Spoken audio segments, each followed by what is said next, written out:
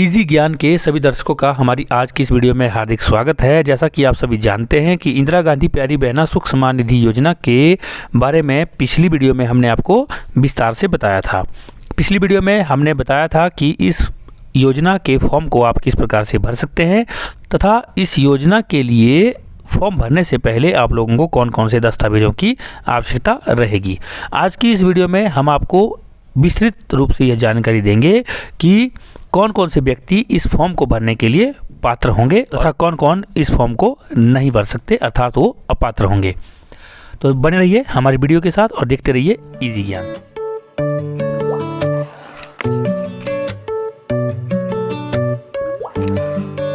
जैसा कि हमने पिछली वीडियो में इंदिरा गांधी प्यारी बहना सुख सम्मान निधि योजना के फॉर्म के बारे में जब आपको विस्तृत रूप से बताया था तो हमें अनेक कमेंट ऐसे आए थे कि इस फॉर्म को भरने के लिए कौन कौन पात्र रहेंगे। तो मैं आज आपको बता दूं, हिमाचल प्रदेश सरकार सामाजिक न्याय एवं अधिकारिता विभाग बी 13/3/2024 को यह नोटिफिकेशन निकली है।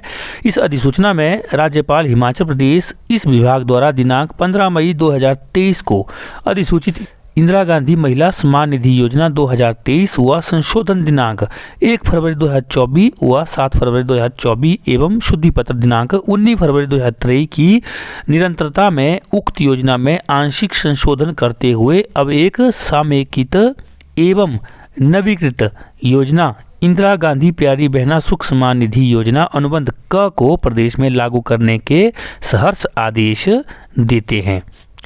पहले इस योजना का नाम था इंदिरा गांधी महिला सम्मान निधि योजना, जिसे बाद में बदल करके इसका नाम किया गया इंदिरा गांधी प्यारी बहना सुख सम्मान निधि योजना। अब इसमें बताया गया है, आप लोग देखेंगे, यह 13 मार्च 2024 की अधिसूचना है, जिसमें आप लोग नीचे देखेंगे तो यहाँ पर आपको अनुबंध क में बताया गया है कि हिमाचल प्रदेश में लगभग 49% आबादी महिलाओं की है और प्रदेश का अधिकांश भाग दुर्गम है, जहाँ जीवन यापन अन्य क्षेत्रों या राज्यों की अपेक्षा कठिन व चुनौतीपूर्ण रहता है। प्रदेश की महिलाएं घरेलू कामकाज से लेकर परिवार की आर्थिकी को सुदृढ़ करने में महत्वपूर्ण योगदान देती है। यद्यपि हिमाचल प्रदेश की नारी शक्ति हर क्षेत्र में योगदान दे रही है, फिर भी अधिकांशतः यह वर्ग आर्थिक रूप से परिवार के पुरुष सदस्यों पर ही निर्भर है। इसके अतिरिक्त सांस्कृतिक और धार्मिक धरोहर के संरक्षण में भी प्रदेश की महिलाओं का अमूल्य योगदान है। इसलिए यह योजना प्रदेश की महिलाओं के आर्थिक सशक्तिकरण में सहायक होगी, जिससे वह पारिवारिक एवं सामाजिक जिम्मेदारियों का सार्थक ढंग से निर्वहन कर सकें। शीर्षक 2 में शीर्षक दिया है, इस योजना का नाम इंदिरा गांधी प्यारी बहना सुख सम्मान निधि योजना होगा और उद्देश्य दिया है कि योजना का निम्नलिखित उद्देश्य है प्रदेश के विकास व सांस्कृतिक विरासत के संरक्षण में महिलाओं के योगदान को सम्मान प्रदान करना और महिलाओं का आर्थिक सशक्तिकरण व स्वावलंबन सुनिश्चित करना। योजना का कार्यक्षेत्र रहेगा, यह योजना संपूर्ण हिमाचल प्रदेश में लागू होगी और इसके लिए पात्रता क्या है, 18 से 59 वर्ष की आयु पूरे होने तक आयु वर्ग की महिलाएं जो हिमाचल प्रदेश की स्थायी निवासी हो तथा जिनके परिवार से कोई सदस्य निम्न श्रेणियों में शामिल ना हो। यह बहुत ही इंपॉर्टेंट है आपके लिए, इसे देखिए। यदि आपके परिवार का कोई सदस्य निम्न श्रेणियों में शामिल होगा तो वह इस योजना के लिए अपात्र होगा। तो ध्यान दीजिए, जो आपको पिछले फॉर्म में भी मैंने आपको कॉलम नंबर 13 में यह बताया, यहाँ पर कॉलम नंबर 13 में आपको बताया था, यही सेम अब नवीन अधिसूचना में भी बताया गया है। यहाँ देखेंगे आप, केंद्र राज्य सरकार के कर्मचारी, पेंशनर, अनुबंध, आउटसोर्स, दैनिक वेतनभोगी, अंशकालिक इत्यादि वर्ग के कर्मचारी, सेवारत या फिर भूतपूर्व सैनिक व सैनिक विधवाएं, मानदेय प्राप्त आंगनवाड़ी कार्यकर्ता, सहायिका या फिर ASHA worker, mid day meal worker, multitask worker, सामाजिक सुरक्षा पेंशन लाभार्थी, पंचायत राज संस्थाओं या शहरी स्थानीय निकायों के कर्मचारी, केंद्र राज्य सरकार के अंतर्गत विभिन्न सार्वजनिक उपक्रम, बोर्ड, काउंसिल, एजेंसी में कार्यरत पेंशन भोगी, वस्तु एवं सेवा कर हेतु पंजीकृत व्यक्ति तथा आय करदाता इत्यादि हों, तो वे लोग इस योजना के लिए पात्र नहीं होंगे। यहाँ पर कुछ आपको परिभाषाएं दी है, जैसे परिवार से क्या तात्पर्य है। परिवार से तात्पर्य है कि एक परिवार में पति, पत्नी वयस्क या अवयस्क पुत्र है या अविवाहित पुत्रियां हैं जो प्रार्थी के परिवार रजिस्टर में जिनका नाम दर्ज है, या फिर शहरी क्षेत्र में राशन कार्ड में जिनका 31 मार्च 2023 तक नाम दर्ज हो, वो परिवार की परिधि में आएंगे। अर्थात आपके परिवार रजिस्टर में जितने भी व्यक्ति, चाहे वो बाल, वृद्ध, युवा जो भी हैं, यदि वे लोग आपके परिवार रजिस्टर में एंटर हैं तो वे सारे एक ही परिवार के अंतर्गत काउंट होंगे। और उनमें से यदि कोई भी, चाहे वह सरकारी सेवाओं का लाभ ले रहा हो, चाहे वह राज्य सरकार की सेवाएं हो, चाहे केंद्र सरकार की सेवाएं हो, या फिर कोई पेंशन का लाभ ले रहा है, चाहे वह आउटसोर्स कर्मचारी है या फिर आंगनवाड़ी कर्मचारी है या किसी और अतिरिक्त किसी भी प्रकार का कर्मचारी है, या वह वर्तमान में कर्मचारी है या वह सेवानिवृत्त हो चुका है और पेंशन का लाभ ले रहा है, तो वे सभी एक ही परिवार में आएंगे। और यदि वे इस परिवार में कोई एक भी व्यक्ति ऐसा है तो वह परिवार इस योजना के लिए, या उस परिवार की महिला इस योजना के लिए पात्र नहीं होंगी। और प्राधिकृत अधिकारी से तात्पर्य है कि निर्देशक, अनुसूचित जाति या अन्य पिछड़ा वर्ग या अल्पसंख्यक या विशेष रूप से सक्षम अधिकारी इत्यादि, उसको प्राधिकृत अधिकारी कहते हैं। और तहसील कल्याण अधिकारी से तात्पर्य है संबंधित तहसील कल्याण अधिकारी। और सक्षम अधिकारी का अर्थ है कि संबंधित जिलाओं के उपायुक्त अर्थात डीसी, या फिर आवासीय आयुक्त, या फिर पांगी अतिरिक्त उपायुक्त जो होते हैं, और दंडाधिकारी जिसे डीएम भी हम कहते हैं, और उपमंडलाधिकारी इत्यादि। तो सुख सम्मान निधि की दर क्या रहेगी? तो यह पात्र महिलाओं को 1500 रुपये प्रति माह देय होगा। और सुख सम्मान निधि प्राप्त करने की प्रक्रिया क्या होगी, जो मैंने आपको पहले भी बताई है। सुख सम्मान निधि प्राप्त करने के लिए इच्छुक महिला को निर्धारित प्रपत्र 1 पर तहसील कल्याण अधिकारी को आवेदन प्रस्तुत करना होगा, और प्रार्थना पत्र जिला कल्याण अधिकारी व तहसील कल्याण अधिकारी के कार्यालय में निःशुल्क प्राप्त होंगे। अब आपको इसके जो प्रार्थना पत्र हैं, ये प्रपत्र 1, ये आपको तहसील कल्याण अधिकारी के कार्यालय में निःशुल्क प्राप्त होंगे। इसके लिए यदि कोई आपसे पैसे लेता है तो आप उसकी शिकायत संबंधित अधिकारी से कर सकते हैं। इसके अतिरिक्त प्रार्थना पत्र विभागीय वेबसाइट पर भी उपलब्ध होंगे। सुख सम्मान निधि प्राप्त करने हेतु प्रपत्र 1 पर प्रार्थना पत्र फोटोग्राफ सहित के साथ निम्नलिखित दस्तावेज संलग्न किए जाने आवश्यक है। नंबर 1, वैध आयु प्रमाण पत्र। एक आपको ऐसा आयु प्रमाण पत्र होना चाहिए जो वैध हो, जैसे 10th का सर्टिफिकेट है, या फिर जो अनपढ़ है, जो पढ़े लिखे नहीं है, पंचायत का 5 नंबर फॉर्म, या फिर जन्म प्रमाण पत्र जो हॉस्पिटल से प्राप्त होता है वह लगाएं। हिमाचली बोनाफाइड जो मूल निवासी का प्रमाण पत्र होता है उसे अटैच करें।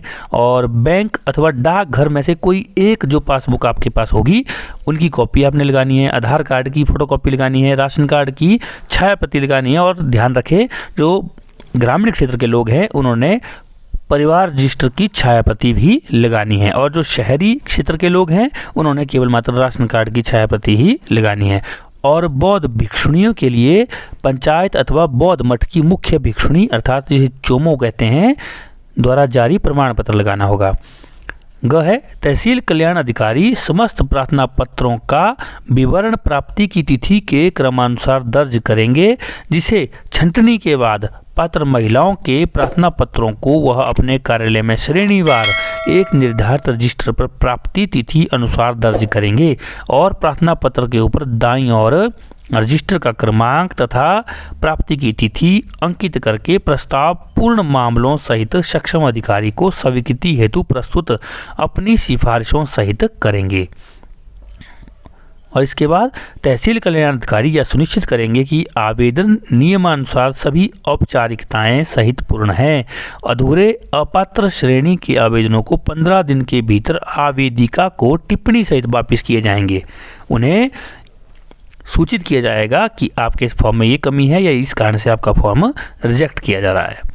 9 नंबर है, सुख सम्मान निधि स्वीकृत करने की प्रक्रिया। सुख सम्मान निधि की राशि को स्वीकृति प्रदान करने के लिए जिलों के उपायुक्त व आवासीय आयुक्त पांगी, अतिरिक्त उपायुक्त, अतिरिक्त जिला दंडाधिकारी काजा व भरमौर, उपमंडलाधिकारी डोडरा क्वार अपने क्षेत्र में सक्षम अधिकारी होंगे। जिला कल्याण अधिकारी, तहसील कल्याण अधिकारी का यह दायित्व होगा कि वह सक्षम अधिकारी को स्वीकृति आदेश का प्रस्ताव प्रस्तुत करने से पहले यह सुनिश्चित करेंगे कि सुख सम्मान निधि 18 से 59 वर्ष तक या 59 वर्ष की आयु पूरी होने तक कि महिलाओं और बौद्ध भिक्षुणियों के लिए लागू रहेगी, बशर्ते उसकी पात्रता योजना अनुसार बनी रहे। अर्थात यदि कोई व्यक्ति 59 वर्ष से एक दिन भी ऊपर हो जाएगा तो वह फिर इस योजना के लिए अपात्र माना जाएगा। नंबर 2 है तहसील कल्याण अधिकारी द्वारा लाभार्थियों की सूची पंचायत या शहरी स्थानीय निकाय वार संकलित करके बाल विकास योजना अधिकारी के माध्यम से प्रत्येक आंगनवाड़ी कार्यकर्ता को रिकॉर्ड हेतु प्रदान की जाएगी। आंगनवाड़ी कार्यकर्ता भी इसका रिकॉर्ड अपने पास रखेगी, यह इसमें बताया गया है। और लाभार्थी की मृत्यु होने पर यह अपात्रता की सूचना संबंधित ग्राम पंचायतों, शहरी स्थानीय निकायों के सक्षम अधिकारियों द्वारा 15 दिन के भीतर तहसील कल्याण अधिकारियों को दी जाएगी, ताकि यदि कोई व्यक्ति पात्र है, उसे इस योजना का लाभ मिल रहा है, यदि किसी कारण से उसकी मृत्यु हो जाती है या किसी कारण से उस परिवार के सदस्य में कोई व्यक्ति सरकारी सेवाओं में आ जाता है तो उसको फिर यह लाभ प्राप्त नहीं होगा। स्वीकृति आदेश की प्रतियां भी बाकी सबको भेजी जाएगी। और सूक्ष्म निधि योजना बंद कैसे होगी, किसकी बंद हो सकती है? पहले पात्र है, उसे मिल रही है और बाद में उसकी बंद हो जाएगी। तो यदि वह मृत हो जाता है, अर्थात उसकी मृत्यु हो जाती है या अपात्र हो जाता है, लाभार्थियों की अधिकृत सूचना पर तहसील कल्याण अधिकारी सक्षम अधिकारी से अनुमोदन प्राप्त कर अपात्र व्यक्तियों की सूक्ष्म निधि स्थायी तौर पर बंद करेंगे। किसी भी लाभार्थी के विरुद्ध यदि अपात्र होने की शिकायत प्राप्ति के 1 माह के भीतर जिला कल्याण अधिकारी या तहसील कल्याण अधिकारी द्वारा छानबीन उपरांत ऐसे लाभार्थियों की सूक्ष्म निधि तत्काल प्रभाव से जिला कल्याण अधिकारी या तहसील कल्याण अधिकारी द्वारा अस्थायी तौर पर रोक दी जाएगी। और जिला कल्याण अधिकारी, तहसील कल्याण अधिकारी सूक्ष्म निधि बंद करने की सूचना संबंधित लाभार्थियों को पत्र द्वारा 1 सप्ताह के भीतर दे दी जाएगी।